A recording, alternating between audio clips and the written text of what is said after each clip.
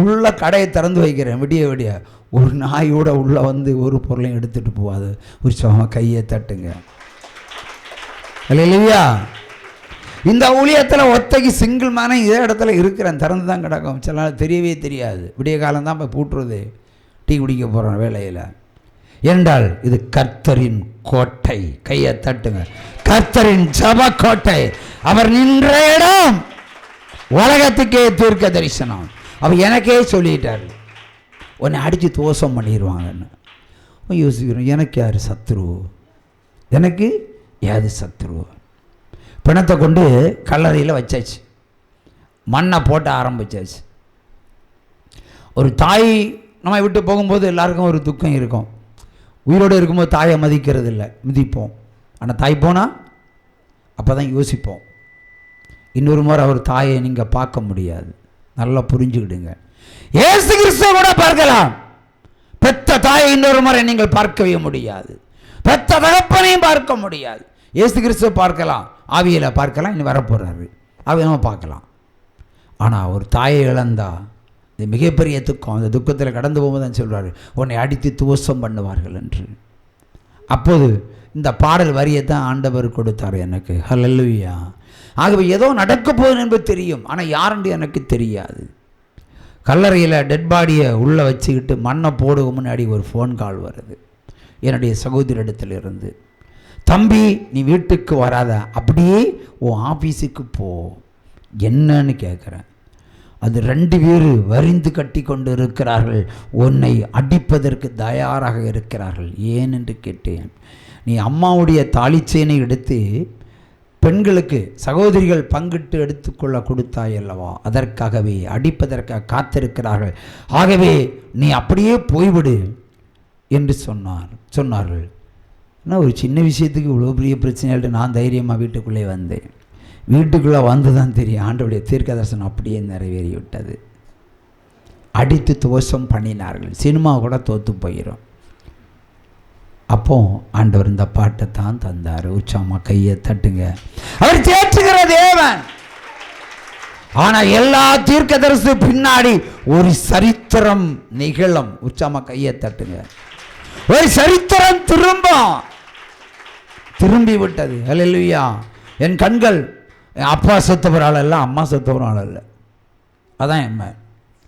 ஆனால் எந்த பாவம் செய்யாத என்ன போய் இவர்கள் என்னுடைய சகோதரர்கள் அண்ணன் தம்பி 2 பேரும் சேர்ந்து அடித்து விட்டார்களே. ஒருவன் தடியால் அடிக்கிறான், ஒருவன் காலால் அடிக்கிறான், ஒருவன் கராத்தை வச்சு அடிக்கிறான். நிலை ஒளிந்து நிற்கிறேன். உள்ளம் உடைந்து ரத்தம் செதிவது போல் என் இருதயம் கசங்கி அழுத பொழுது கண்கள் என்று கண்ணீர் வந்தது. தாய் செத்த போது கூட கண்ணீர் வரவில்லை என்று சொன்னால் இந்த தாய் பரலோகத்துக்கு அனுப்பி வைத்த வேலையை நான் தான் செஞ்சுருக்கிறேன். ஆகவே இத்தனை மணிக்கு சாவா கூட்டிகிட்டு போன்னு சொன்னார். அதே டைம் சொல்லி அப்படியே தூக்கிட்டு அவர் போனார். அதனால் வருத்தப்படலை. ஏன்னா பரலோகத்துக்கு தானே போகிறாங்க, கவலைப்படலை. ஆனால் இப்பொழுது கவலைப்படக்கூடிய ஒரு சூழ்நிலை வந்து விட்டது. இருதயம் உடைந்து விட்டது. கரங்களை முறுக்கிக் கொள்கிறேன் திரும்ப தாக்குவதற்கு. ஏனென்றால் எனக்கு எல்லா வித்தைகளும் தெரியும். கராத்தையும் படித்திருக்கிறேன். இந்த அடி வேலை வித்தைகள் இருக்குல்ல, அதெல்லாம் நல்லா தெரியும். நல்ல ஒரு தீப்பந்தத்தை கொண்டாருங்க, விளையாடலாம். நல்ல ஒரு சுருட்டு வலை கொண்டு தாருங்க, நான் விளையாடுவேன், முறுக்கிறேன். அப்போதும் ஆண்டவர் எனக்கு முன்பாக காட்டினது கல்வாரி சிலுவையை. அனுபவிக்கத்தான் நம்ம பிறந்திருக்கிறோம். எது சந்தோஷத்தில், துக்கத்தை அனுபவித்துத்தான் சந்தோஷத்தை பார்க்க முடியும். நம்முடைய கிறிஸ்துடைய வாழ்க்கையில் சகல விதமான பாடுகளும் நமக்கு முன்பாக போடப்படும். அதை ரசித்து ருசிக்க வேண்டும். அப்படிப்பட்டவன் தான் பரலோக ராஜ்யத்தில் போவான். மற்றவங்க எல்லாம் நரகத்துக்கு தான் போவாங்க. உற்சாகமா கையை தட்டி ஹல்லேலூயா மறுபடியும் பாடுவான். இரத்தத்தாலே கழுவி விட்டாரே, கழுவி விட்டாரே, ரட்சிப்பின் சந்தோஷம் எனக்கு தந்தாரே, எனக்கு தந்தாரே. யார் என்னை கைவிட்டாலும் இயேசு யார் உன்னை கைவிட்டாலும் இயேசு கைவிட மாட்டார். உற்சாகமா நம்புறீங்களா? அல்லேலூயா, அல்லேலூயா. ஆண்டு சகோதரர்கள் தாக்கப்பட்ட நான் இன்றைக்கு 4 மாடியில் நின்று பிரசங்கம் பண்ணுகிறேன். என்னை தாக்கினவர்கள் எங்கு இருக்கிறான்னு எனக்கே தெரியாது. உற்சாகமா கையை தட்டுங்க. சத்துருக்களையும் வேட்டையாடுவதற்கு தேவன் சில வேளை ஒப்புக் கொடுப்பார். ஆகவே எதை குறித்தும் கலங்காதே. தேவன் சோதித்தால் நன்மைதான் வரும். தேவன் புறமிட்டால் தீமையா வரும், நன்மைதான் நமக்கு வரும். அவை நன்மையை வழங்குவதற்குத்தான் தேவன் சோதிப்பார், புடமிடுவார். அதை ரசித்து ருசிக்கிறவன் பரலோக ராஜ்யம், ருசிக்காதவன் நரகத்துக்கு வாழ்க்கை. உற்சாகமாக கையை தட்டலாம். அல்லேலூயா. தீத்து 3ஆம் அதிகாரம் 10வது வசனத்தை வாசிப்பதற்கு முன்பாக வாசிக்கப்பட்ட வேத புஸ்தகத்திலிருந்து உங்களுக்கு பிரியமான ஏதாவது ஒரு வேத வசனத்தை எடுங்க.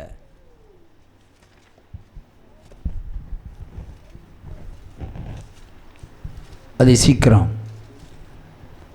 வாசிக்கப்பட்ட வேத புஸ்தகம். ஒரு வேத புஸ்தகம் வாசிக்கிறோம் என்று சொன்னால் நன்றாக செவி கொடுத்து கேட்க வேண்டும். அது எந்த வசனம் உங்களுக்கு தொடுகிறதோ அதை நீங்கள் சொல்லலாம், பிடிக்கலனாலும் சொல்லலாம். விளக்கம் நான் தரேன். 5ஆம் அதிகாரம் 4வது வசனம். அது ஒரு முறை வாசித்தாகிவிட்ட அல்லவா? சரி சொல்லுங்க. கர்த்தர் இஸ்ரவேல் வம்சத்தாருக்கு சொல்ல வேண்டியது என்னவென்றால், அதான் அவங்க சொன்னாங்க, என்னை தேடுங்கள். கர்த்தரை தேடினால் பிழைப்புண்டு. அதுக்கு தான் இவ்வளோ சாட்சிகள். ஆகவே அடுத்த கட்டத்துக்கு போவோம். வேற வசனம் புரிய ஈஸியாக எடுக்காதீங்க, ரொம்ப சிரமமானது எடுங்க. 18 கர்த்தருடைய நாளை. இதான் சூப்பர். கையை தட்டுங்க. கர்த்தருடைய நாளை விரும்புகிறவர்களுக்கு ஐயோ. அதனால் உங்களுக்கு என்ன உண்டு?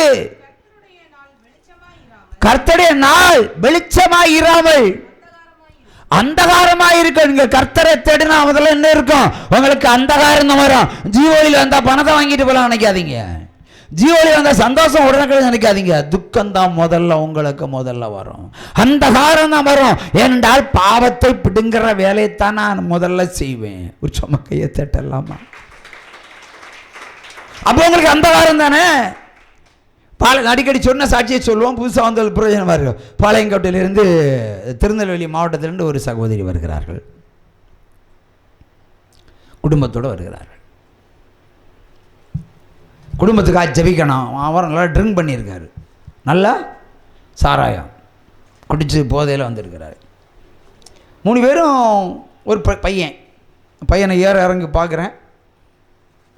பையன் எப்படி, அவன் பையன் தப்பான மாதிரி தான் இருக்கிறான். ஆனால் 2 பேரும் ஏதோ பேச நினைப்பார்கள். என்னட்டு சொல்லணும். ஆனால் புருஷன் இருக்கும்போது மனைவி சொல்ல முடியாது, மனைவி இருக்கும்போது புருஷன் சொல்ல முடியாது. 2 பேரும் தயங்குறாள். நான் புரிந்து கொண்டேன். ஆகவே முதலில் நான் சொன்னேன், சிஸ்டர் நீங்கள் மேலே போய் ஃப்ரெஷ் ஆகி வாங்க. அலுவலகத்தில் நடக்கிற சமாச்சாரம். மேலே போய் ஃப்ரெஷ் ஆகி வாங்க. இவர் மட்டும் இருக்கட்டும், தண்ணி அடிச்சிருக்காருலாம் இருக்கட்டும். அப்போ கேட்டேன், என்ன பிரச்சனை பிரதர்? இந்த பையனை பாருங்கள். நான் முகத்தை பார்க்குறேன், பையனை பாரு. ஆமாம் உங்களை மாதிரி தான் இருக்கிறான். இல்லை பிரதர், நல்லா உற்று பாருங்க. இல்லை பிரதர், உங்களை மாதிரி தான் இருக்கான். பிரதர் அப்படி இல்லை, எனக்கு அப்பாவும் என்ன மாதிரி தான் இருப்பான். அங்கே உரிமையிலே பேசுகிறான். என் அப்பாவும் என்ன மாதிரி தான் இருக்கான். என்ன சொல்ல வர்றீங்க பிரதர்? எனக்கே திகிலும் கலக்கம் பிடித்து விட்டது. பிரதர், என் மனைவி கர்ப்பமான அந்த மாதங்கள் நான் ஊரில் இல்லை. எப்படி என்ன மாதிரி ஒரு பிள்ளை பிறக்கும்? கையை தட்டலாமா? இது அவனுக்குள்ள இருக்கிற பிரச்சனை. இதுக்கு போய் ஜீவோலியில் வந்திருக்கிறான். எதங்களும் டெஸ்ட் எடுக்க போக அவனுக்கு வேறு வழியே இல்லை. ஏன்னா அவனுக்கு சமாதானம் போச்சு, அவனுக்கு சந்தோஷம் போச்சு. வலுக்கட்டாமல் கூட்டிகிட்டு வரான். சரி, இதுக்கு எப்படி பதிலளிக்கிறேன்னு சொல்ல முடியல. நீ ஜோம் பண்ணி தான் சொல்ல முடியும். இப்போ நீ ஒன்று பண்ணு, பொண்டாட்டி வந்துட்டுருக்கிறா, ஸ்டெப்பில் சத்தம் கேட்குது, நீ மேலே ஃப்ரெஷ் ஆகும். அவள்கிட்ட கேட்குறேன், என்ன பிரச்சனை? என்னை கண்டாலே பிடிக்காது. ஆமாம், நல்லா தானே இருக்க, அவனோட நல்லா இருக்கே, ஏன் பிடிக்காது? ஆனால் என்ன தெரியல, இந்த பையன் பிறந்த நாளில் இருந்து என்னை கண்டாலே பிடிக்கல. அப்போ விஷயம் புரிஞ்சுட்டேன். இப்போ இந்திராவுக்கு புரியுமோ? இந்திரா சொல்லுங்க பதில்.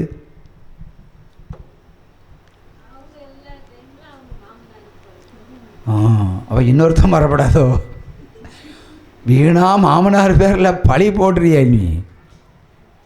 என்ன அவங்க பேர் சொல்லுங்க பிரதர், புருஷன் பேர் ஈஸ்வரமூர்த்தி. பொண்டாட்டி குற்றம் சுமத்துகிறார்கள். ஆனால் உண்மையே அதுதான், உண்மையோ அதான். நான் பையன் தலையில் கை வச்சேன், இவனுக்குரியவன் அல்லன்னு அவர் சொல்லிட்டாரு. அப்போ அந்த அம்மா கிட்ட தனியாக கேட்டேன், என்ன பாவம் செய்தாய்? அவர் சந்தேகப்படுகிற அளவிற்கு நீ என்ன பாவம் செய்தாய்? அதுதான் சொல்கிறாங்க. அவர் வேலைக்கு போவார், வாசலில் ஒரு குடிசை, அதில் என் மாமனாரை குடிச்சிட்டு கிடப்பார். சரி, வாசலில் தானே படுக்கிறேன், ஏன் கட்டிலில் படுக்க வந்தான் சொன்னால் கேட்கண்டாமா பிரதர்? அப்போ இது யாருக்கு பிறந்தது? அது அவருக்கு தான். யாருக்கு? அப்பாவுக்கா புருஷனுக்கா? அப்பாவுக்கு தான். இப்படி ஒரு கேள்வி வந்தா ஜீவ ஒளி என்ன செய்யும் பாருங்க. ஒரு கையை தட்டலாம். நீதியிட வேண்டும். அதில் நீ பாவம் செய்தாய். வெளிப்பாடு 2ஆம் அதிகாரம் 21, 22, 23 என்ன தீர்ப்பு? தூக்கு தண்டனை தீர்ப்பு. படிங்க, ஒரு வாசிக்கலாம். அவள் மனம் திரும்பும்படியாய் அவளுக்கு தவணை கொடுத்தேன். தன் வேசி மார்க்கத்தை விட்டு மனம் திரும்ப அவளுக்கு விருப்பமில்லை. இதோ நான் அவளை கட்டில் கிடையாக்கி அவளுடனே விபச்சாரம் செய்தவர்கள் தங்களுடைய கிரியைகளை விட்டு மனம் திரும்பாவிட்டால் அவர்களையும் மிகுந்த உபத்திரவத்திலே தள்ளி அவளுடைய பிள்ளைகளையும் கொல்லவே கொல்லுவேன். அல்லேலூயா. ஆண்டவர் என்ன அழகாக சொல்லுகிறார். மனம் திருந்துவதற்கு அநேக முறை தவணைகளை உங்களுக்கு கொடுத்திருக்கிறார். உங்களுக்கும் சேர்த்து சொல்றேன் இப்போ. ஆனால் இது மெய்யாய் திருந்தவில்லை, பொய்யாய் திருந்து இருப்பீங்க. அநேக முறை தவணை. ஆகவே உன்னை கட்டில் கிடையாக்கி, அதாவது கேன்சர் வியாதி வச்சு, முடக்குவாதம் வியாதி வச்சு, இல்லைன்னா ஒரு பக்கம் அடிச்சு, இல்லைன்னா நடக்க முடியாதபடிக்கு எலும்புகளை ஒட்டச்சு பட்டுக்கையில் போடுவேன். இதான் நம்ம கர்த்தர். உற்சாக கையை தட்டலாமா? பாவம் செய்கிறவன் இப்படிதான் அடிக்கப்பட வேண்டும், இப்படிதான் தண்டிக்கப்பட வேண்டும். இதுதான் உண்மை. மட்டுமல்ல, அவர் என்ன சொல்றாரு? உன்னையும் கொல்லுவேன், உன் பிள்ளைகளையும் கொல்லுவே கொல்லுவேன். சூப்பர், கையை தட்டுங்க. என் வெளிப்பாடு வாசித்தா என்ன? இந்த வசனத்துக்கு பயந்து நடந்தா என்ன? நம்ம என்ன செய்வோம்? இவ்வளவு பாவத்தையும் செஞ்சுட்டு மாமனார்கிட்டையும் படுத்துக்கிட்டு பிள்ளையும் பொத்து வச்சுக்கிட்டு நான் பரலோகம் போவேன்னு நினைச்சா நடக்குமா? இல்லை, இது அடுக்குமா? இந்திரா சொல்லுங்க, அடுக்குமா? ஸோ அடுக்குமா அடுக்காதா? அடுக்காது. அப்போ பாவத்துக்கு தண்டனை உண்டு. தாவீது இன்னொருத்திக்கு பிள்ளையை பெற்றான். பிள்ளையை கொன்றாரா? உயிரை கொடுத்தாரா? கொன்றார். அப்போ நம்ம பாவம் செஞ்சா நம்ம பிள்ளைய கொல்லுவாரா கொஞ்சுவாரா? கொல்லுவார். சந்தேகமே இல்லையே. உங்க பிள்ளைகளை கொல்லுவார்கள் என்று நீங்களே சொல்லுகிறீர்கள், நான் அல்ல. இப்போதைக்கு நீங்கள் மனந்திருந்தாவிட்டால் நிச்சயமாக இதை நிறைவேற்றியே தருவார், கொன்றே போடுவார். இதுவே இந்த ஊழியம். உற்சாகமா கையை தட்டுங்க. ஹல்லேலூயா. இந்த அந்தி கிறிஸ்து என்ன செய்வான் தெரியுமா? அடிக்கடி சொல்லுகிறதா அந்தி கிறிஸ்து சொல்லுவான், கல்வாரி சிலுவையிலே என்னுடைய விபச்சார பாவத்தை கழுவி தீர்த்து விட்டார். எத்தனை விதை சார் ஏற்றுக்கிடுவீங்க? நீங்கள் விபச்சார பாவத்தை அவர் கழுவி தீர்த்தாராம். அப்படி தானே நிறைய அந்தி கிறிஸ்து விசுவாசிகள் நம்புகிறாங்க. சிபிஐல அப்படி தான் நம்புகிறாங்க. பெந்திகோஸ்தில் பல பிரிவுகள் எப்படி கழுவினார் அப்படின்னு வசனம் எதுக்கு வச்சிருக்கார்? வெளிப்பாடு யோவான் எழுதினது. இயேசு கிறிஸ்துவின் வருகையை அடையாளம் கட்டின யோவான் அவர்கள் என்ன பொய்யா? பாவம் செய்தா மனம் திருந்து, அதான் சப்ஜெக்ட். அதுக்குரிய தண்டனை வாங்கு. இல்லைனா பொருத்தனை செலுத்தி பாவ மன்னிப்பை பெற்றுக்கொள். லேவியராகமம் 19:29 என்ன சொல்லுகிறது, 22 என்ன சொல்லுகிறது, நீ பாவம் செய்தவனானால் அது எவனாக இருக்கட்டும், நானாக இருக்கட்டும், நீங்களாக இருக்கட்டும், பாவம் செய்தவனானால் பாவ நிவாரண பலி செலுத்தினால் ஒழிய உன் பாவம் மன்னிக்கப்படாது. இதான சத்தியம். பைபிளை கிழிச்சிருவோமா? 2:8 இந்திரா கிழிச்சிருவோமா? ஏன்னா பழைய ஏற்பாடுன்னு சொல்லுவீங்களே. ஆமாம், பழைய ஏற்பாடு இது. கிழிச்சிருவோமா? ஆனால் பழைய ஏற்பாடுன்னு சொல்லிட்டு சங்கீதத்தை வாசித்து சர்ச்சை நடத்துறதானே நம்முடைய பண்பாடுகள். சங்கீதக்காரன் வேணும், தாவீது வேண்டும், யாக்கோபு வேண்டும், ஆபிரகாம் வேண்டும், ஈசாக்கு வேண்டும், ஆனால் தசம பாகம் மட்டும் தர முடியாது. அப்படிதானே? அப்படிதானே? கேட்டால் அது தசம பாகம் பழைய ஏற்பாடுன்னு சொல்லுவீங்க. பொருத்தனையா பழைய ஏற்பாடுன்னு சொல்லுவீங்க. எபிரேயர் 5:1 புதிய ஏற்பாடு என்ன சொல்லுது? வாசிப்போம். காணிக்கையெல்லாம் வச்சுக்கிடுங்க, உடனே கலெக்ஷன் பண்ண போகிறேன். உச்சமாக கையை தட்டு. அன்றியும் மனுஷரில் தெரிந்து கொள்ளப்பட்ட எந்த பிரதான ஆசாரியனும் உங்கள் பாவங்களுக்காக காணிக்கைகளையும் பலிகளையும் செலுத்தும்படி மனுஷனுக்காக தேவ காரியங்களை செய்ய நியமிக்கப்பட்டிருக்கிறான். ஊழியக்காரன் வேலை என்ன? உங்கள்ட்ட கலெக்ஷன் பண்ணி தேவ காரியங்களை நிறைவேற்ற வேண்டும். ஆனால் அந்த கிறிஸ்தவனை சொல்லுவாங்க, காணிக்கையெல்லாம் வாங்காதீங்க, காணிக்கையெல்லாம் கொடுக்காதீங்கன்னு சொல்லுவாங்க. இல்லையா? காணிக்கை கொடுக்காதீங்க, நீங்களாக கொடுத்தா நாங்கள் வாங்கணும். அப்படி என்ன? நீங்களே எனக்கு என்னங்க பிச்சையாக போடுவீங்க? அப்படிதானே? கர்த்தருக்கு கொடுக்கணும். கொடுக்குற காணிக்கையெல்லாம் கர்த்தர், எனக்கு இல்லை, கர்த்தருக்குன்னு கொடுக்கணும். எனக்குன்னே கொடுக்கக்கூடாது, ஒருத்தரவும் தராதீங்க. அல்லேலூயா.